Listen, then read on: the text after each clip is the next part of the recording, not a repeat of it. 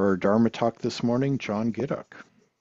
And I Thanks, hope I'm sir. pronouncing your last name correctly. Oh, Was I close? it's close enough. With a name like that, you learn to answer to anything.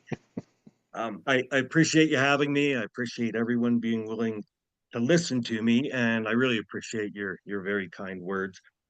It might be best and make most sense if I start with a really mini bio. I am a recovering attorney. I've been a lawyer for 40 years. I also have a PhD in Middle East Studies. I have a master's degree in Slavic, Russian, Soviet studies, art, history, language, everything. And as Scott mentioned, I have taught for Buddha Dharma University. I arrived there by first completing the Masters of Buddhist Studies certificate and then going on to complete their entire Master of Divinity degree in Buddhist ministry. So that was my first real formal work in Buddhism, although I had been really immersed, interested in Eastern thought, Taoism, Buddhism, for well, turning 66, so 50 years or so, half a century. I had been sort of stumbling along with my own efforts to educate myself, and then found the program there was really wonderful and incredibly valuable.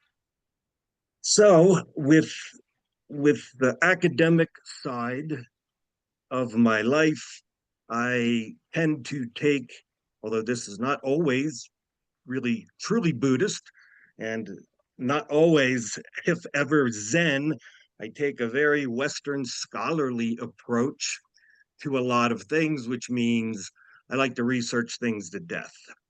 And I don't like to deal in generalities, things that are even generally recognized or conceived notions that so often we really are induced to do.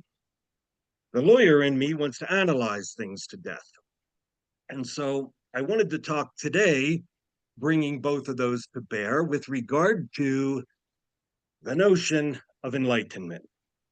And in my years involved now with Buddhism in a formal way, and that's 10 years, the past 10 years, I also attend Sangha meetings and retreats at a local up here in the mountains where I live, at a local Vietnamese monastery, um, Compassionate Dharma Cloud Monastery.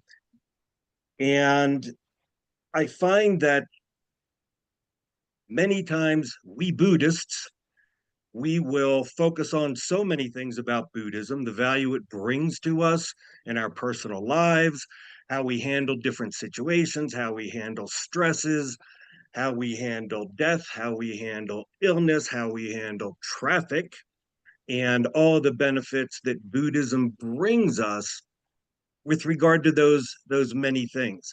And we will attend Sangha talks, and we will listen to Dharma talks. We will try to live according to the Four Noble Truths and the Noble Eightfold Path, and we may read many books on Buddhism, but rarely do people ever really address enlightenment and how to achieve it, how it is achieved, what it is like when it is truly achieved. So much of that ultimate consequence of a life practicing Buddhism really is addressed, certainly not in a formal way. And so I try to look back at all of the many sutras, and Scott was kind enough to read a rough draft of a book I'm hoping to get released here in the next 2 weeks that really addresses this issue, which is why I wanted to talk about it, because I really have never had an opportunity to talk about it beyond interpersonal conversations with people like Scott or other friends of mine.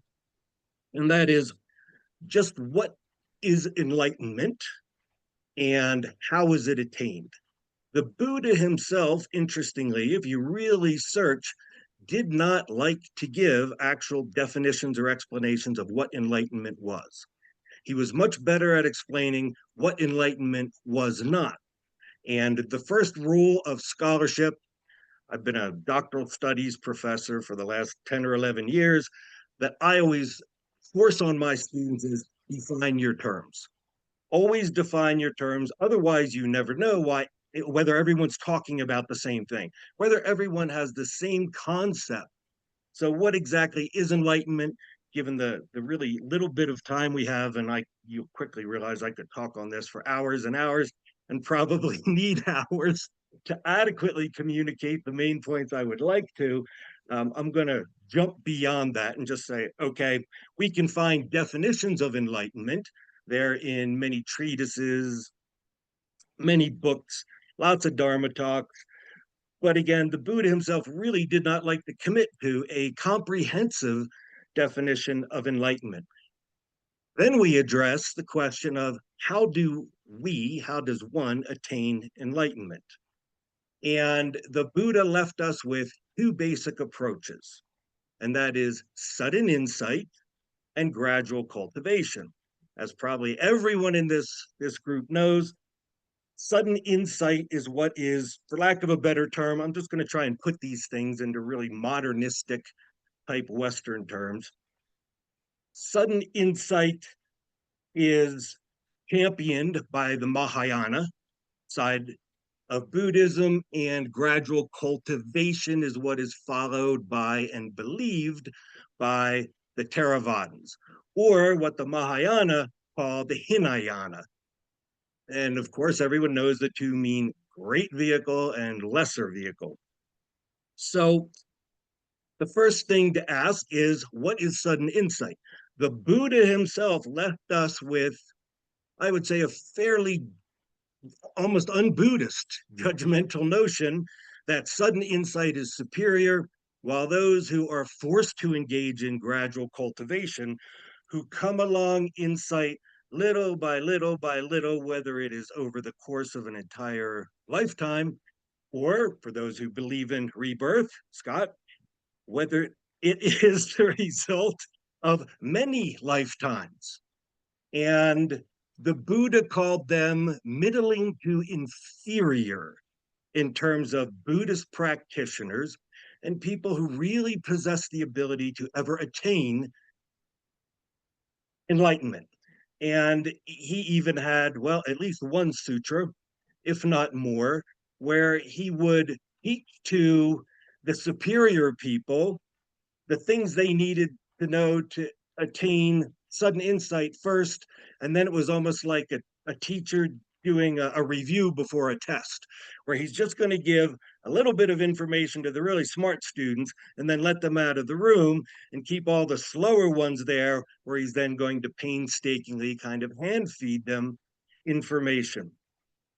But the problem is, nowhere, well, I have not read 84,000 of the honorable documents of Buddhism, the scriptures, but nowhere have I found, and of the people who have read many of them, nowhere have I found anyone publishing an actual definition of either sudden insight or gradual cultivation that came from the Buddha or came from any of his, we'll call them disciples, for the lack of a better term, any of his disciples.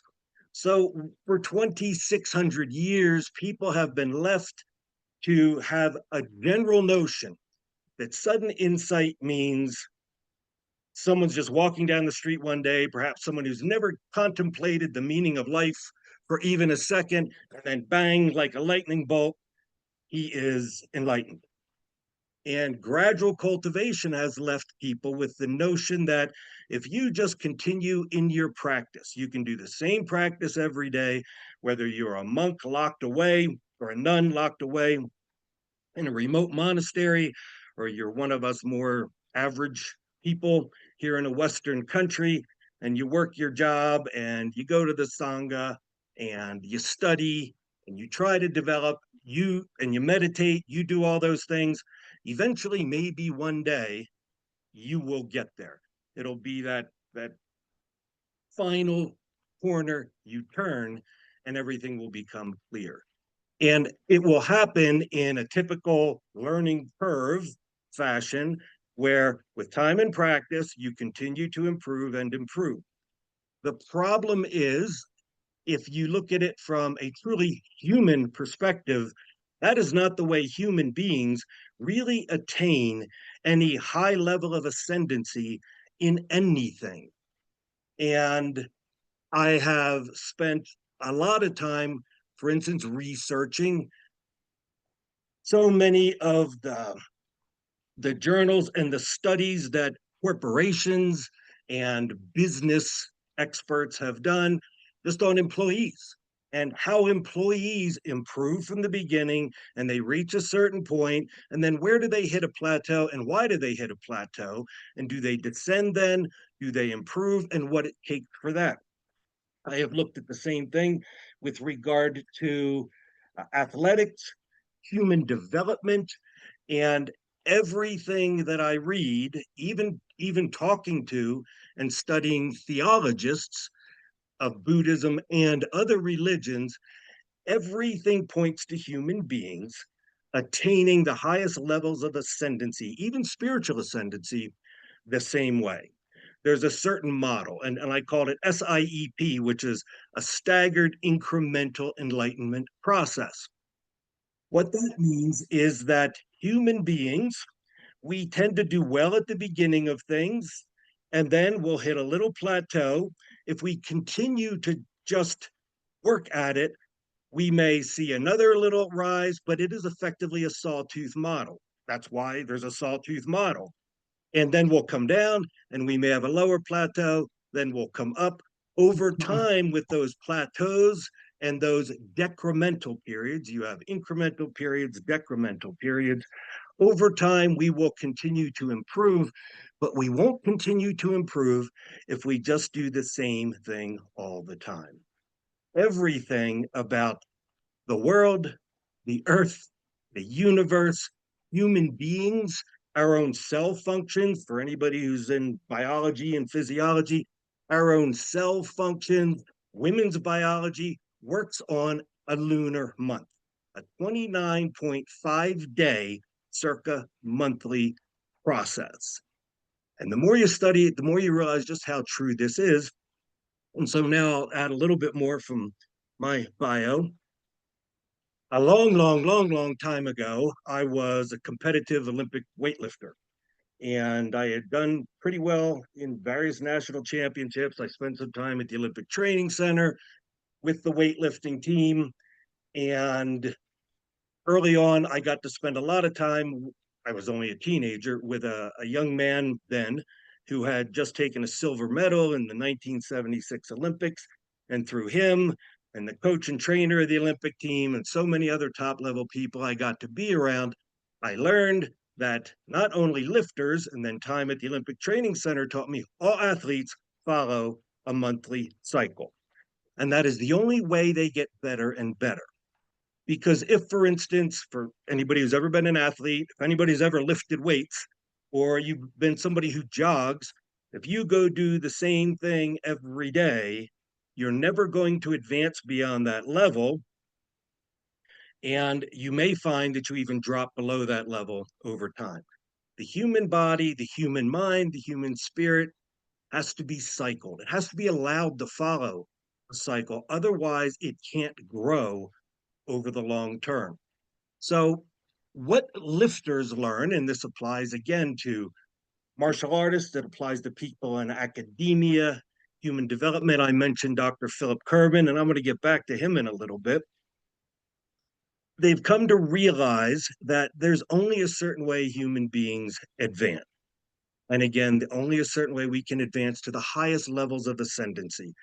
Nobody just walks into a martial arts gym and performs at the level of a 10th degree black belt. No one does, no one's capable of it. No kid, even if a high school kid decides to start playing American football, he is not going to perform at the level of an NFL star immediately. Nothing happens like that suddenly. Everything does follow a gradated but incremental and again staggered fashion. So what athletes do is they follow a cycle. And the way the cycle works is week one of a 4 month, or I'm sorry, 4 week cycle, you're training at 60 to 65, 75% intensity of your capability. Week two, you're at 80 to 85%. That prepares you for week three, which then is 90 to 95, even 100 and 100 plus, 100 plus being where you break one of your own personal records. The following week, now you drop back down in that cycle and you're down to 60%. The next week after that, if you exceeded your previous existing best, now your 60, 65, 70% is a little higher than it was before. And you go up and you go up and then you drop back down. And often then after 2 months of that, you need a little bit of a break. And only through the rest that you get after all of that effort do you see people jumping back up in their performance level. And I would offer that it is much the same with all of us in our Buddhist practice. Because if you're going to engage in what I would call a semi structured Buddhist practice, that might mean that you meditate 30 minutes a day, every single day, no matter what, sick or ill, rain, shine, winter, summer, whatever. So you're never going to develop the capacity to get better. And you're often going to feel the need to reduce because if you don't allow yourself, if you don't structure yourself to have those cycles, those down phases where you recharge your batteries, you reinvigorate, you reconnect so that you have the energy, spiritual, mental, physical, to come back up, your body and your mind and your spirit are going to do it for you.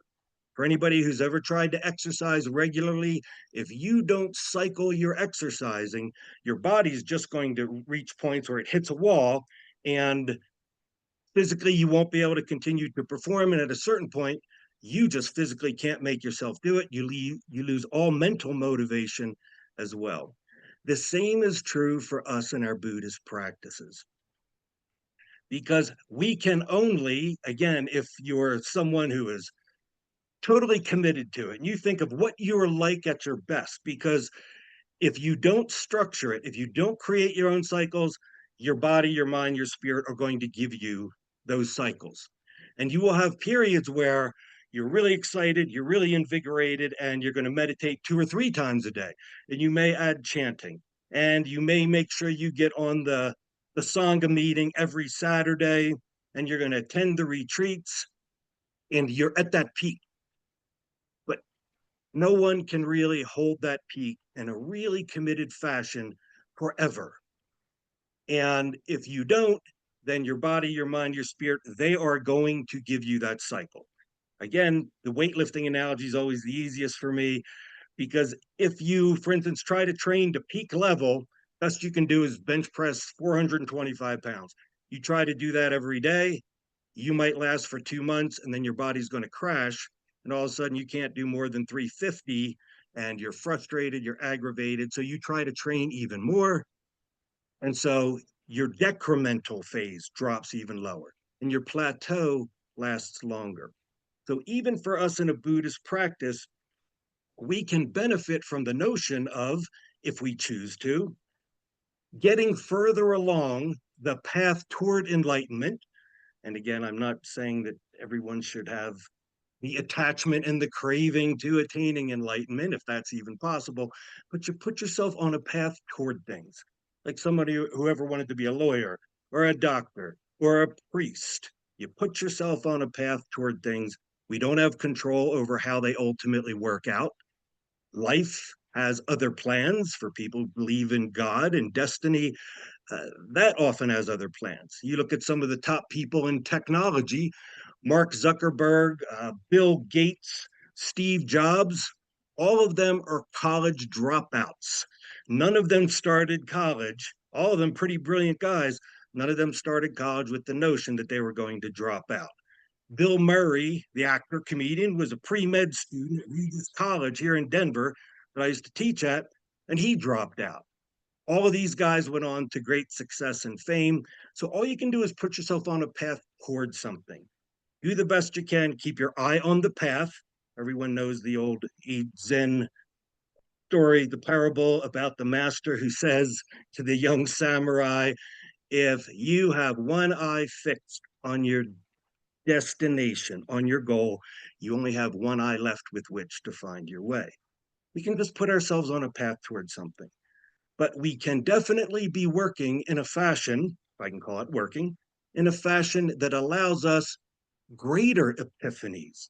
Because I don't know of anyone, although we all read about these folks, I don't know of anyone who ever really achieved pure, true, final enlightenment.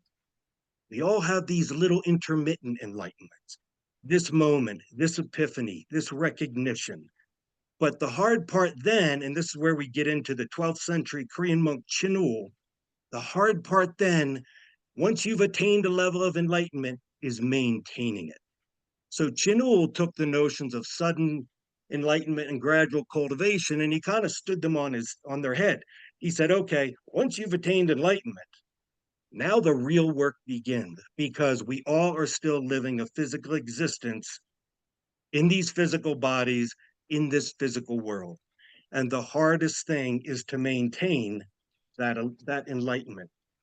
So I have a friend, some of you may know of him, named Dan Millman.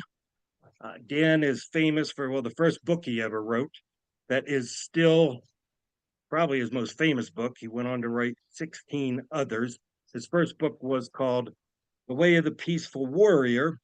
And I quote Dan bit in my book. I had a quote from him here that I wanted to read to you. And now, of course, I'm not finding it. But even Dan said, you know, we all have these times where we have this flash, this enlightenment, this moment, and then it fades with memory. No matter how much we say, I will never forget this moment, this sunrise, what I've experienced here, what I experienced in the retreat, it's going to fade, because that's where we really, really have to work. And Philip Kerman, who's a developmental psychologist and